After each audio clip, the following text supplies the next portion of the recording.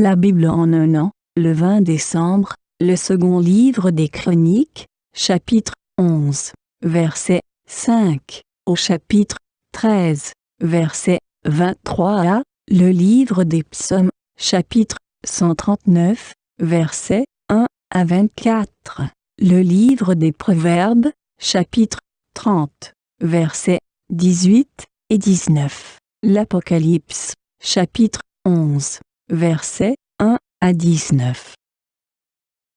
2 Chroniques, chapitre 11.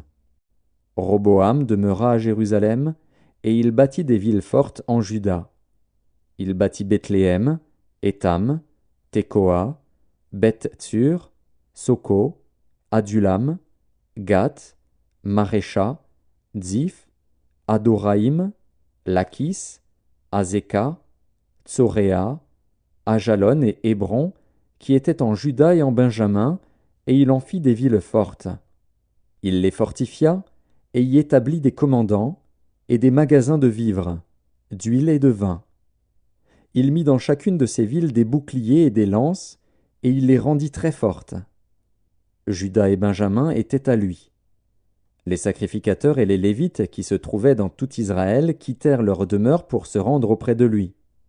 Car les Lévites abandonnèrent leurs banlieues et leurs propriétés et vinrent en Juda et à Jérusalem, parce que Jéroboam et ses fils les empêchèrent de remplir leurs fonctions comme sacrificateurs de l'Éternel.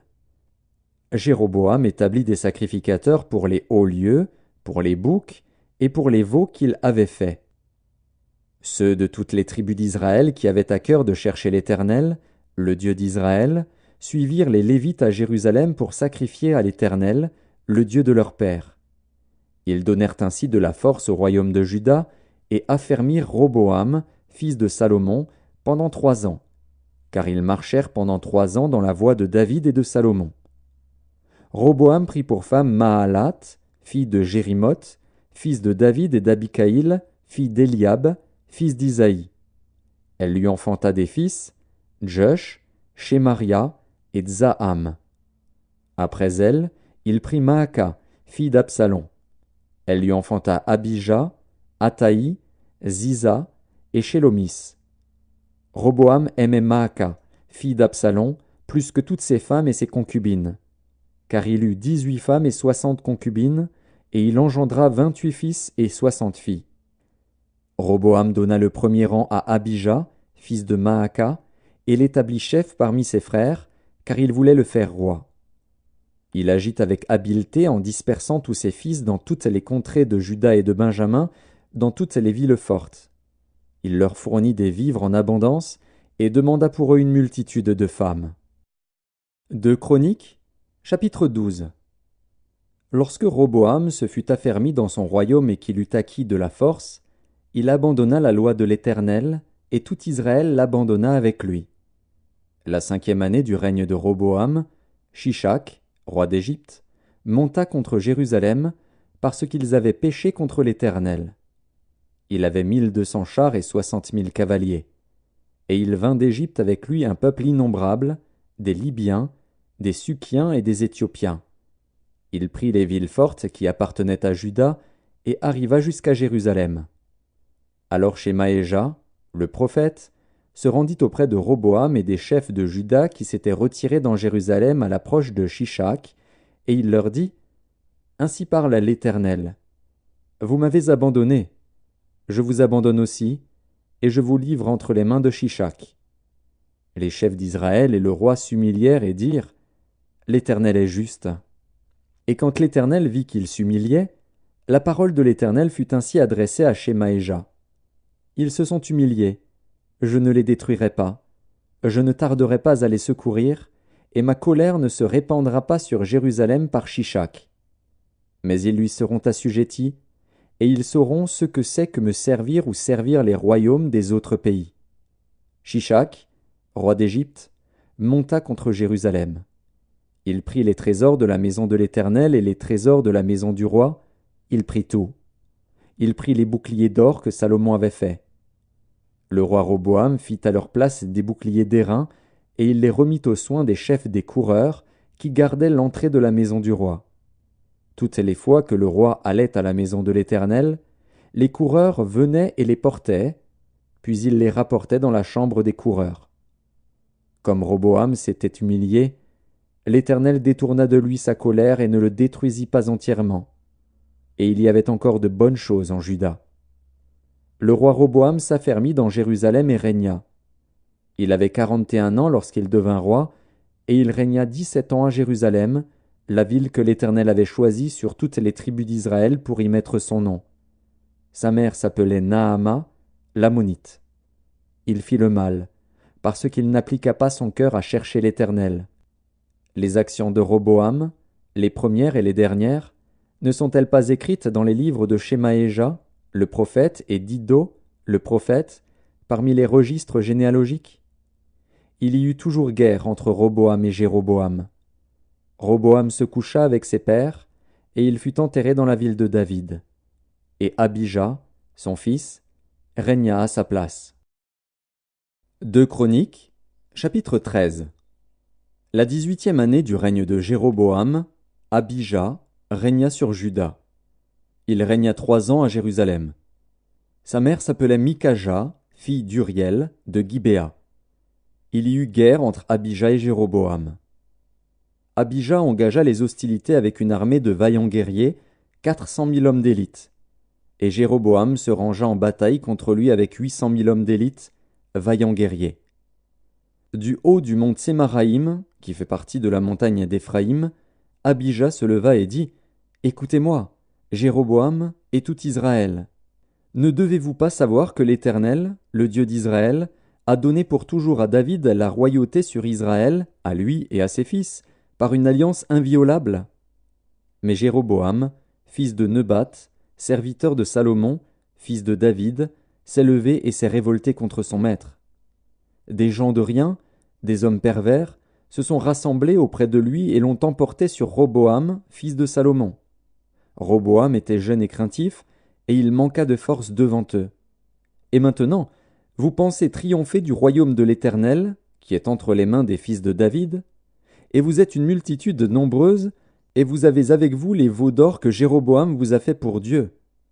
N'avez-vous pas repoussé les sacrificateurs de l'Éternel, les fils d'Aaron et les Lévites, et ne vous êtes-vous pas fait des sacrificateurs, comme les peuples des autres pays ?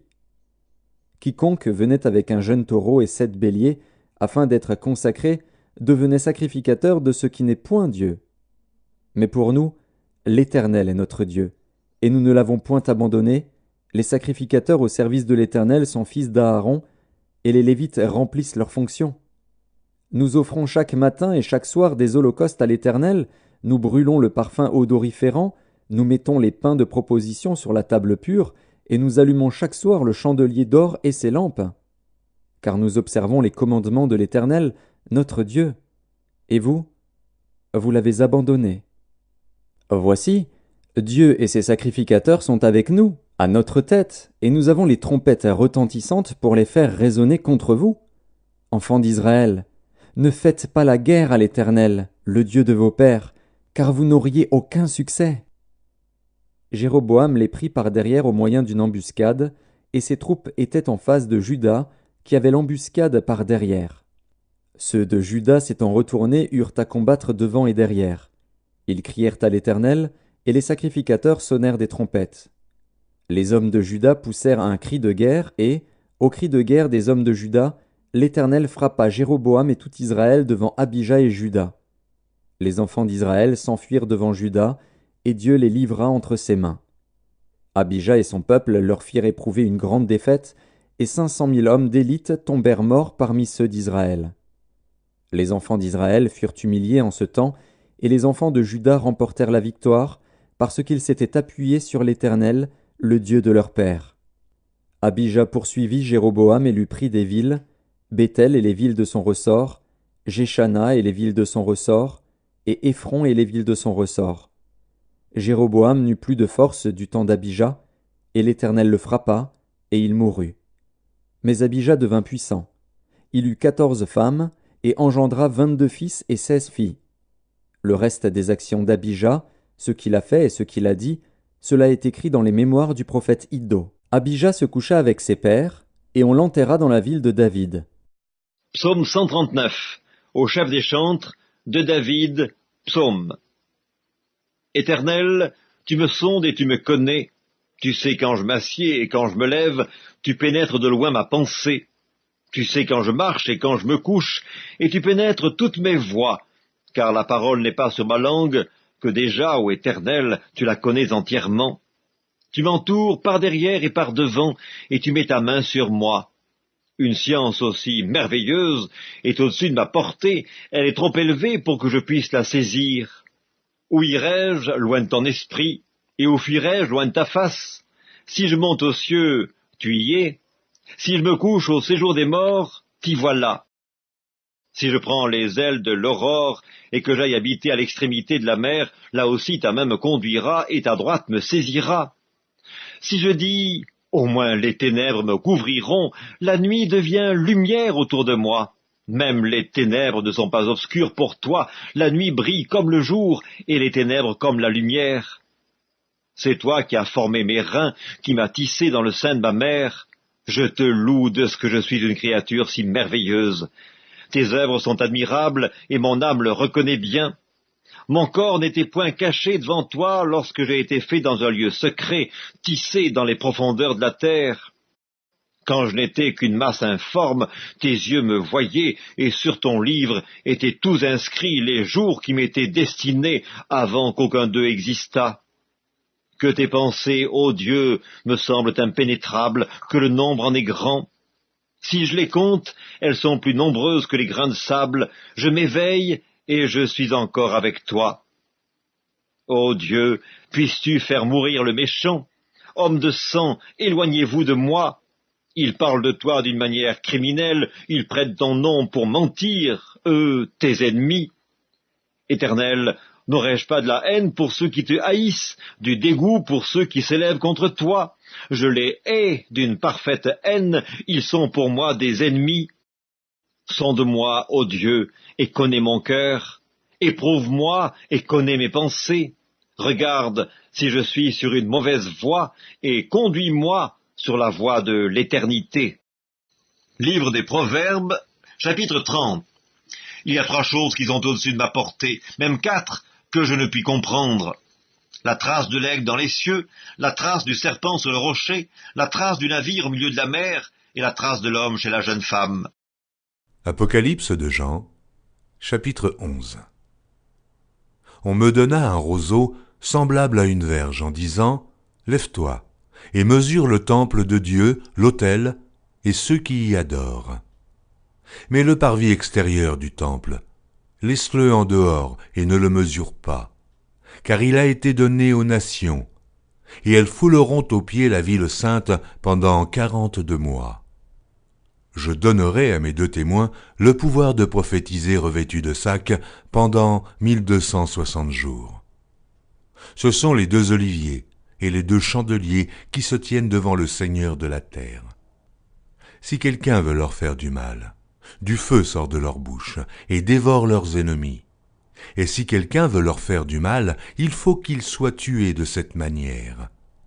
Ils ont le pouvoir de fermer le ciel afin qu'il ne tombe point de pluie pendant les jours de leur prophétie. Et ils ont le pouvoir de changer les eaux en sang et de frapper la terre de toute espèce de plaie chaque fois qu'ils le voudront.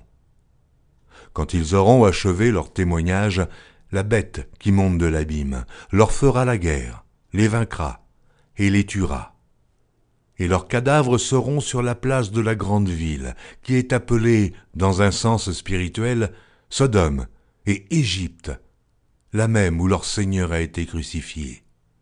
Des hommes d'entre les peuples, les tribus, les langues et les nations verront leurs cadavres pendant 3 jours et demi, et ils ne permettront pas que leurs cadavres soient mis dans un sépulcre. Et à cause d'eux, les habitants de la terre se réjouiront et seront dans l'allégresse, et ils s'enverront des présents les uns aux autres, parce que ces 2 prophètes ont tourmenté les habitants de la terre. Après les 3 jours et demi, un esprit de vie venant de Dieu entra en eux, et ils se tinrent sur leurs pieds, et une grande crainte s'empara de ceux qui les voyaient. Et ils entendirent du ciel une voix qui leur disait « Montez ici !» Et ils montèrent au ciel dans la nuée, et leurs ennemis les virent. À cette heure-là, il y eut un grand tremblement de terre, et la 10e partie de la ville tomba. 7000 hommes furent tués dans ce tremblement de terre, et les autres furent effrayés et donnèrent gloire au Dieu du ciel. Le second malheur est passé. Voici, le 3e malheur vient bientôt.